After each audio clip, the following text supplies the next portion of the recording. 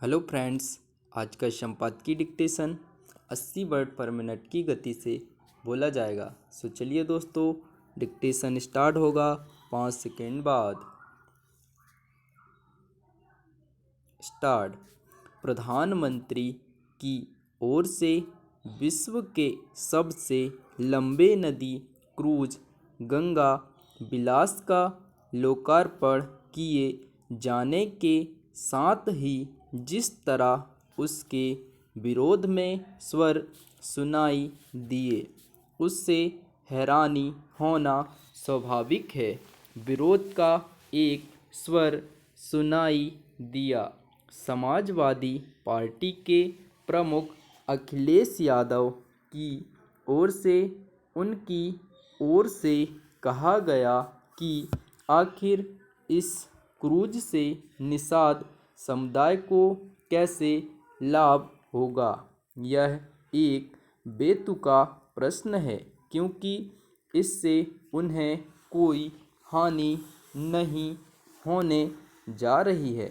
हाँ, लाभ अवश्य हो सकता है, क्योंकि अब कहीं अधिक संख्या में देशी विदेशी पर्यटक वाराणसी आएंगे। अखिलेश यादव के तर्क के हिसाब से तो नदियों पर पुल भी नहीं बनने चाहिए।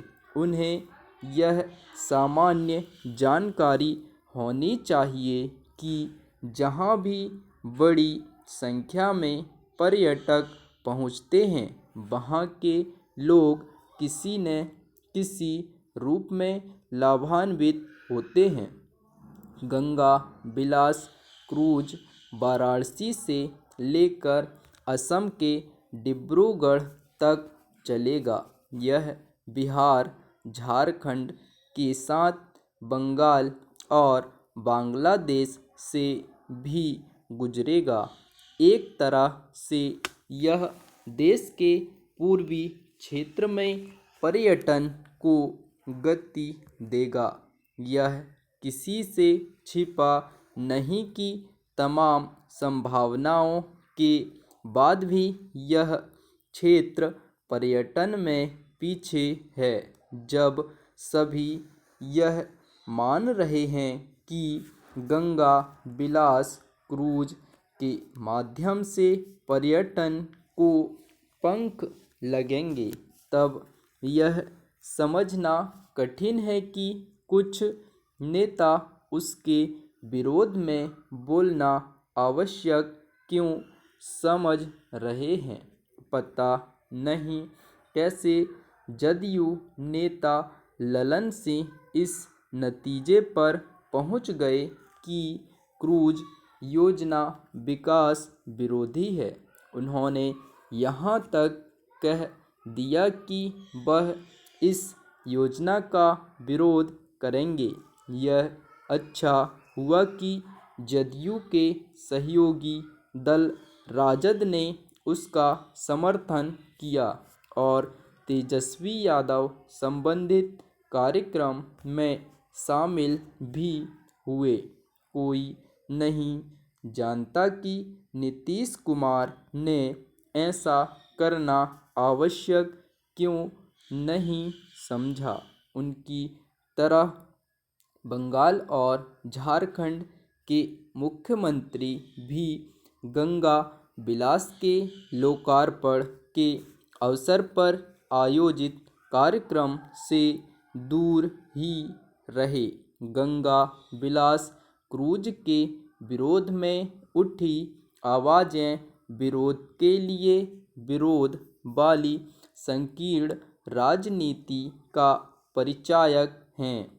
दुर्भाग्यपूर्ण यह है कि ऐसी राजनीति इस तथ्य से परिचित होने के बाद भी की जा रही है कि गंगा बिलास क्रूज देश के जिन करीब 40 शहरों से गुजरेगा, वहाँ पर्यटन को बल मिलेगा।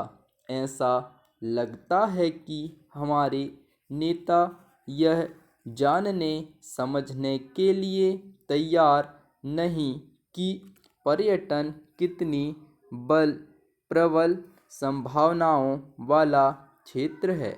वह आय का साधन बनने के साथ ही रोजगार उपलब्ध कराने का भी काम करता है। इस दिशा में बहुत काम करने की आवश्यकता है, क्योंकि कई छोटे छोटे दक्षिण पूर्वी एशियाई देश भारत की तुलना में कहीं अधिक पर्यटकों को आकर्षित करते हैं। गंगा विलास क्रूज ने किस तरह दुनिया भर के पर्यटकों का ध्यान खींचा है, यह इससे समझा जा सकता है कि अगले 2 वर्ष के लिए उसकी अधिकांश टिकटें बुक हो चुकी हैं। बिहार का विकास हो रहा है, नई सड़कें बन रही हैं, शहर की भीड़ को कम करने के लिए रिंग रोड यानी बाहरी सड़कें बन रही है, नए बन रहे हैं, पुलियों को जोड़ने का काम हो रहा है। इन सब के लिए और बिजली एवं रेल से जुड़ी नई परियोजनाओं के लिए जमीन चाहिए। सरकारी जमीन जहां उपलब्ध है वहां कोई परेशानी नहीं है, लेकिन रैयती जमीन के अधिग्रहण के लिए सरकार को मुआवजे के रूप में मोटी रकम देनी पड़ती है। सरकार धन देने के लिए तैयार है। परियोजनाओं की परिकल्पना और निर्माण की योजना बनाते समय ही धन का प्राविधान कर लिया जाता है। यहाँ तक सब ठीक ठाक चलता है, लेकिन जैसे ही जमीन के मुआवजे के रूप में रैयतों को धन देने की बात आती है, संकट शुरू हो जाता है। कहीं रैयतों का विरोध शुरू हो जाता है, तो कहीं निर्माण एजेंसियां जमीन की दर तय करने वाले प्राधिकारियों का पक्षपात का आरोप लगा देती है।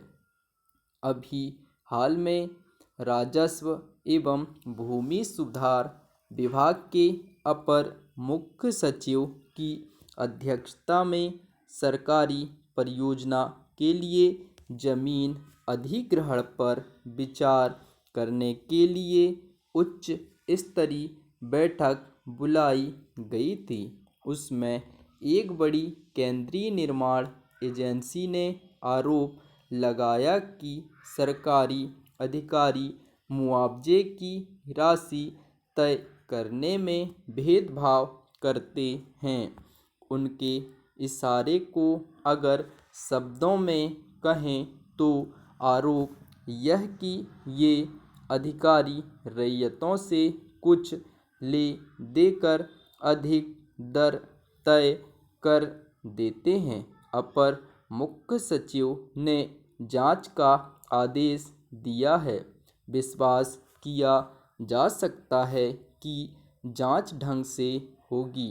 आरोप अगर सही पाए गए तो संबंधित अधिकारियों पर कार्रवाई होगी। उसके बाद अधिकारी सतर्क होकर जमीन का मूल्यांकन करेंगे। लेकिन सवाल यह उठता है कि ऐसी नौबत क्यों आ रही है। जमीन की श्रेणियां बटी हुई है, उसी आधार पर दर तय है। आरोप यही है कि श्रेणी निर्धारण के समय ही हेराफेरी हो जाती है। जरूरत इस बात की है कि अधिग्रहण से जुड़ी हर तरह की शिकायत का विश्लेषण कर सरकार जमीन अधिग्रहण की सम्यक और सुविचारित नीति बनाए जिसमें गड़बड़ी की संभावना ना रहे। स्टॉप। दोस्तों, डिक्टेशन अच्छा लगा हो लाइक शेयर और सब्सक्राइब अवश्य करें। धन्यवाद।